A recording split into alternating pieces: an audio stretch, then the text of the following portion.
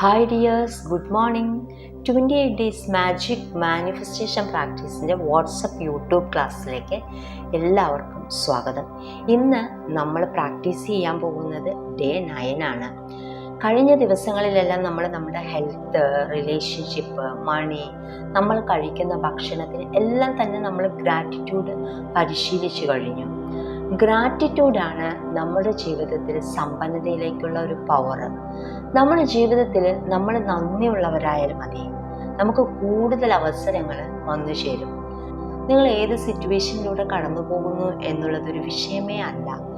ഈ 28 ദിവസത്തെ മാജിക് പരിശീലനത്തിലൂടെ നിങ്ങളുടെ ലൈഫിൽ നല്ലൊരു മാറ്റം കൊണ്ടുവരാനായിട്ട് സാധിക്കും. ഓരോ ദിവസവും നിങ്ങൾ പ്രാക്ടീസ് ചെയ്യുന്നതുകൊണ്ട് നിങ്ങൾക്ക് പടിപടിയായിട്ട് ഉയരാനായിട്ട് സാധിക്കും. പ്രാക്ടീസ് വളരെ ഇമ്പോർട്ടൻ്റ് ആണ്. ഇത് പറയാനുള്ള കാരണം എന്താണെന്ന് അറിയാമോ?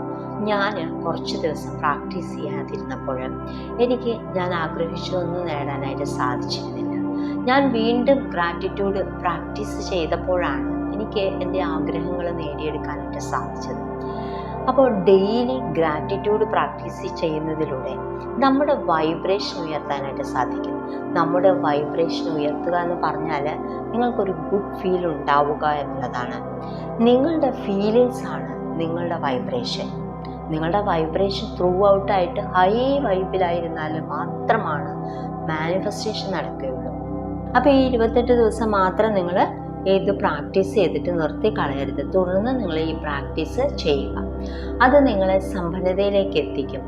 അപ്പോൾ ഇന്നത്തെ പ്രാക്ടീസ് മാജിക്കൽ മണിയാണ്. നമ്മൾ ഡേ 5 മണിക്ക് നന്ദി പറഞ്ഞു. ഇനി മണിയെ ആകർഷിക്കുന്നത് എങ്ങനെയാണെന്ന് നമുക്ക് നോക്കാം.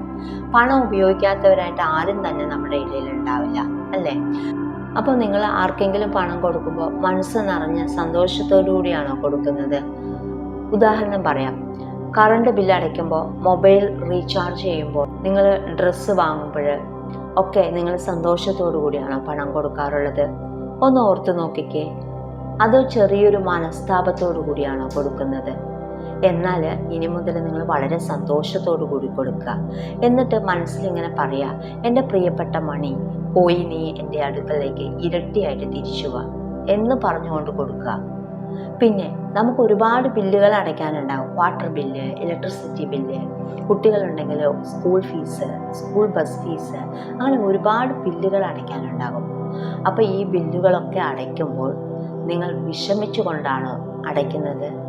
എന്നാൽ ഇനി മുതൽ അങ്ങനെ അടയ്ക്കണ്ട. നിങ്ങൾ വളരെ സന്തോഷത്തോടു കൂടി ഇതിൽ നിന്നും കിട്ടുന്ന സർവീസ് ഓർത്തുകൊണ്ട് നിങ്ങൾ ബില്ലടയ്ക്കുക. ഞാൻ ഒരു ഉദാഹരണം പറയാം. ഇലക്ട്രിസിറ്റി ബില്ല് 1500 രൂപയാണ് നമുക്ക് അടയ്ക്കേണ്ടതെന്ന് വിചാരിക്കാം. അപ്പോൾ KSEBിൽ നിന്ന് നമുക്ക് കിട്ടിയിട്ടുള്ള സർവീസിനാണ് നമ്മൾ ബില്ലടയ്ക്കുന്നത് എന്ന് വിചാരിച്ചുകൊണ്ട് നമ്മൾ ബില്ലടയ്ക്കുക. അത് വളരെ സന്തോഷത്തോടു കൂടി നന്ദി പറഞ്ഞുകൊണ്ട് കൊടുക്കുക പണം. അപ്പോൾ ഈ കൊടുക്കുന്ന പണം ഇരട്ടിയായിട്ട് എൻ്റെ അടുക്കൽ വരുമെന്ന് വിശ്വസിച്ചുകൊണ്ട് കൊടുക്കുക. അപ്പോൾ ഇന്നത്തെ ദിവസം പ്രാക്ടീസ് ചെയ്യേണ്ടത് ഇങ്ങനെയാണ്. നമ്മൾ അടച്ചിട്ടുള്ള ബില്ലുകൾ എടുക്കുക. അത് ഇലക്ട്രിസിറ്റി ബില്ലോ, വാട്ടർ ബില്ലോ, കേബിളിൻ്റെയോ ഇൻ്റർനെറ്റിൻ്റെയോ ഒക്കെ ആവാം. ഇനി മനസ്സിൽ വിശ്വസിച്ച് പറയുക, ഈ ബില്ല് അടയ്ക്കാൻ കഴിഞ്ഞതിന് നന്ദി എന്ന്. എന്നിട്ട് അതിൻ്റെ പുറകുവശത്ത് ഇത് എഴുതുക, എനിക്ക് ഈ ബില്ല് അടയ്ക്കാൻ കഴിഞ്ഞതിന് നന്ദി എന്ന് എഴുതുക. ഇനി അടയ്ക്കാനുള്ള ബില്ലുകൾ എടുത്തു വെക്കുക. എന്നിട്ട് മനസ്സിൽ ഇങ്ങനെ പറയുക, ഇത് അടയ്ക്കാനുള്ള പണം എനിക്ക് ലഭിച്ചതിന് നന്ദി എന്ന് പറയുക. അപ്പോൾ ഇന്നത്തെ പ്രാക്ടീസ് ഇത്രയേ ഉള്ളൂ. പ്രാക്ടീസ് എല്ലാവരും കൃത്യമായിട്ട് ചെയ്യുക. അപ്പോൾ അടുത്ത പ്രാക്ടീസുമായിട്ട് വീണ്ടും വരാം. ബൈ.